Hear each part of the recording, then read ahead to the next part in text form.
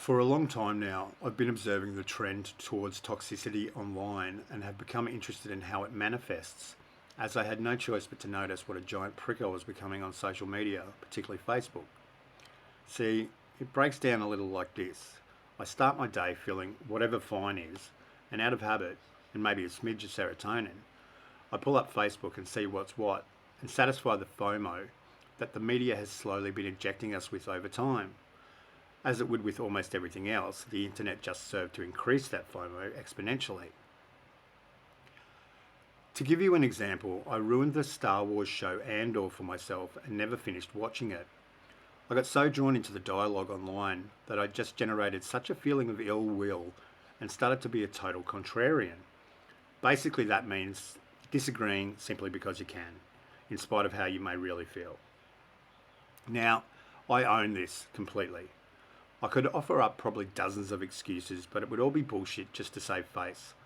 I'm more interested in reasons, not excuses. Many people think they are the same thing, but that's not even remotely true. The reasons are the real why. The excuses are the attempt to get out of the consequences. One explains and the other exploits. It's not rocket surgery. So, it's out, right? I'm not the only sucker being taken for someone else's ride online. And today I want to highlight some examples of media irresponsibility and their continued manipulation of public opinion. It's been apparent for some time that cinemas just aren't doing that well, at least nowhere near their heyday. Yet the media still whores out, yet again, the tired old template that is box office figures and, more importantly, box office failures. It's real slow news week stuff. And in the world of 2025, coverage is everywhere 24/7, and there are more platforms than ever to put forth one's opinion. So, news is everywhere, all the time. It keeps baiting the hook, and we keep logging in and taking the bait. Recently, Dwayne Johnson's Smashing Machine failed to impress at the box office, and the media couldn't wait to take great delight in instantly heralding that it was over for The Rock. And this was the worst thing that could possibly happen, not just to him, but also to us. The past week or so, I noticed similar articles being posted about Sydney Sweeney's new movie, also a box office flop, Christie. Okay, so let's get it out of the way. Some old dude online is about to fanboy over Sydney Sweeney. I'm shallow, I just like her tots, all that stuff, whatever. I do admire the woman, and I think the only movie I've seen her as the star of was Reality, in which I thought she was fantastic. The girl showed some chops, you know. So moving on. Yeah, again, the media swoop like sharks in a feeding frenzy, as it seems to have been deemed that Miss Sweeney is getting a little too big for her boots lately and is offering up opinions that aren't in line with what people want to hear. Now think about that, what we want to hear. Why is that even a thing? Following that conclusion of our want, it doesn't take much thinking to trace the root of the issue here. The want is people believing that they know best, what they believe is true, and everybody else is just needs to smarten up and get in line, or they're instantly wrong. No shades of grey here, folks. So even while the media are eviscerating her over this movie, I spy another article only about 3 posts further down, and it's this, about Sydney Sweeney wanting to be the new James Bond. It's ridiculous, right?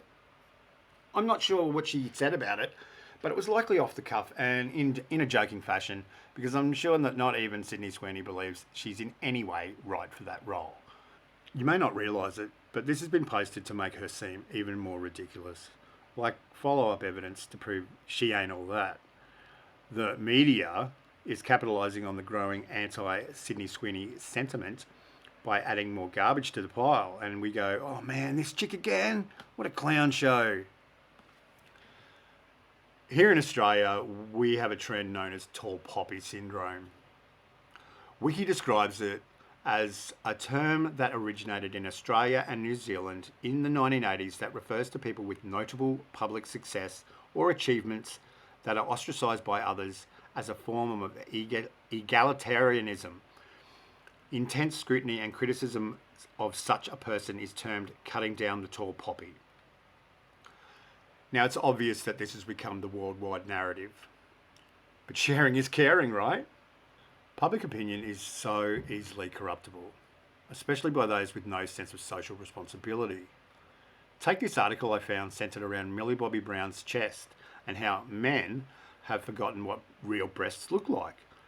I'm like, well, I'm not so sure about that, but let's give it a little looky look anyway. And lo and behold, they've managed to cite Sydney Sweeney in this one too. See how they do? It's death by 1,000 tiny cuts. I wanted to know who these men were and where this opinion originated from, because I sure must be out of the loop if that's what we are thinking these days. It turns out this whole article and its tone was inspired by some thread of comments on X or Twitter. Whoa, hold up a minute. You mean all this time I could have been having a successful go as an internet reporter simply by consulting shitty opinions in social media comment threads? Because folks, it's not hard to find them. It's not like they aren't absolutely everywhere online. I've held quite a few shitty opinions myself, I'm not proud to say, but I'm happy to admit to. This is not news. It's someone furthering an agenda. I don't know why, but it's just fuel for the fire, yet only contributes to the divide between the genders. I mean, I'd understand if it was on TV or had similar exposure to a wider audience, but it was a goddamn comment thread. Real bottom of the barrel stuff.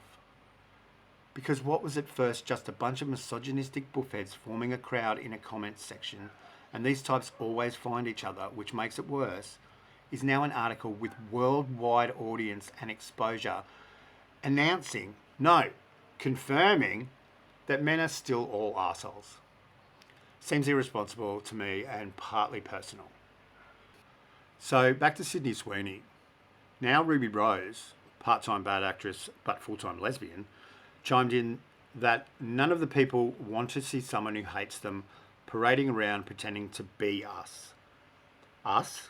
Be us? I mean, I might be missing something in comprehension, but does that necessarily fall under the heading of inclusivity? Because that works both ways.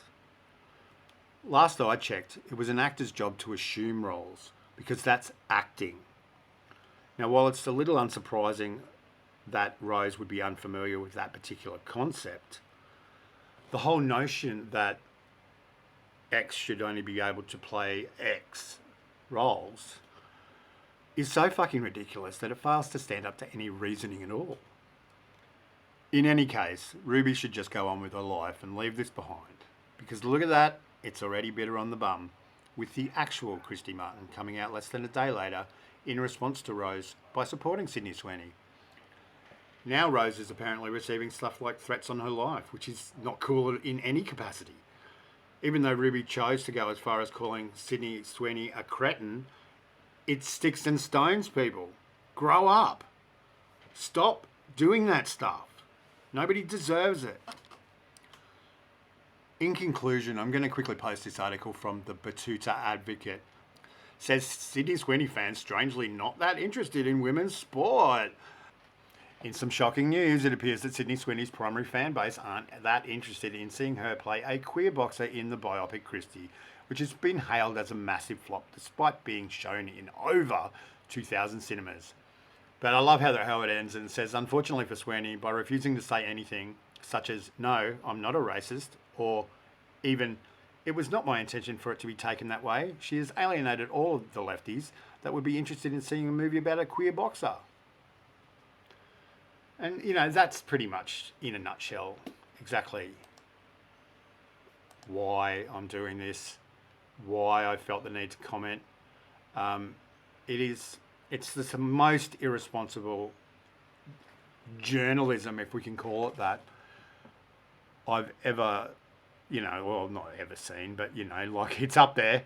It's way up there. Yeah, it just reminded me of a loaded weapon moment. Anyway, guys, thanks for tuning in. I am a Sydney Sweeney fan. She's hot. I won't lie. Dirty old man like Sydney Sweeney. Breaking news. Someone do an article. All right. See you, Pine Canes.